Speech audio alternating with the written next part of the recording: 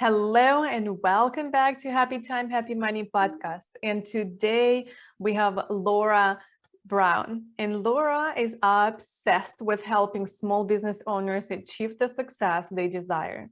She works with business owners to help them achieve the growth they want from their businesses, covering everything from getting and keeping customers to understanding the numbers in their business.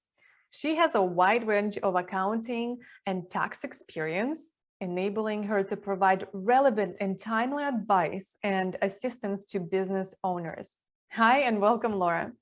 Hi, Vodka. Thank you so much for having me. Well, absolutely my pleasure. And as always, I would love to know more about you, your story, and what you do. So I help entrepreneurs that are starting businesses or looking to expand their business with various accounting, bookkeeping, tax functions, and consulting. My story is when I was a young child, I knew that I wanted to be an accountant. And so that's what I set my goals to. My family had family-owned businesses as such as cutting yards and different things like that. So I knew that that was something that I wanted to do. Beautiful. Super good. Wow. It's like not many people can say, hey, like I know exactly what I'm going to do when I'm young. This is so cool. And so what prompted you to start a firm and like just not go and work with somebody else? Tell us more of your experience in being a business owner as well. So I did work for other companies up into 2009. I was CFO for various companies and controllership duties. And so in 2009, I decided to go full-time for myself as an entrepreneur because I had kids and I was missing moments that I couldn't get back, seeing graduations, getting ready for proms, those type of things. And I just felt like I no longer wanted to miss as I missed my oldest son. And I had two other children at home. So what would you say is the top 3 mistakes that you've done The in top money? I would say the top 3 mistakes that I've done in money has been spending too much, not really paying attention to the expenditures. I would say the next one is having to have all the latest gadgets, whether it was in business or personal that comes out, and just really living a lifestyle that you see others live and finally realizing, look, I need to live the lifestyle that I've developed for me, which is within my budget. And what will be your number one advice for people that you see they're making mistakes still in the business? My number one advice to people in the business is make sure that you're doing your bookkeeping and your tax. You are responsible for paying the IRS and the government entities. And that's the number one thing that gets business owners in trouble. So what other mistakes do you see our businesses making? I see them commingling funds, meaning that they use their personal and business together. I see them not charging enough. They'll look out there and they will see what someone else is charging and they'll base their prices there, not knowing that it is a whole factor that goes into pricing. So I also see them, getting loans that they can't afford to pay because they don't have a consistent income yet. So I also see them quitting their job before it's time. And then they have to shut their business down and return to work. That is, I think, is huge. And that's a mistake I've done. Well, thanks God I did have savings to go, but still being in business for 3 years, I understand like that was not a good decision.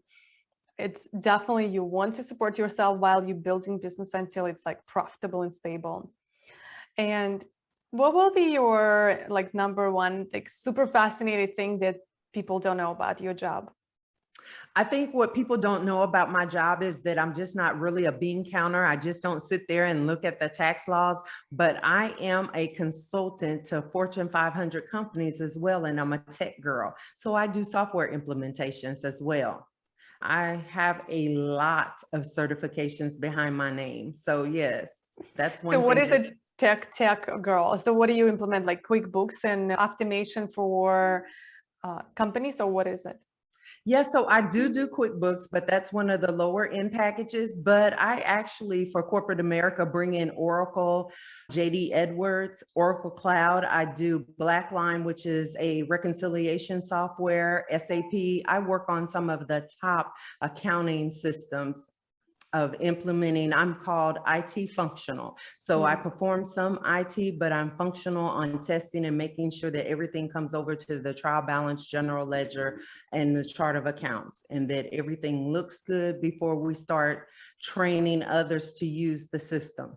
Beautiful. And so whenever your company is growing to the level that where you need better accounting than QuickBooks, absolutely we would then go to Lorra. And the last question that I ask everybody on this podcast is, and finish the sentence for me, and it sounds like this: if you really knew me, you will know that I am blank. A funny, loving person. Of course you are. I love it. And I know you have a free gift for my audience. What it is?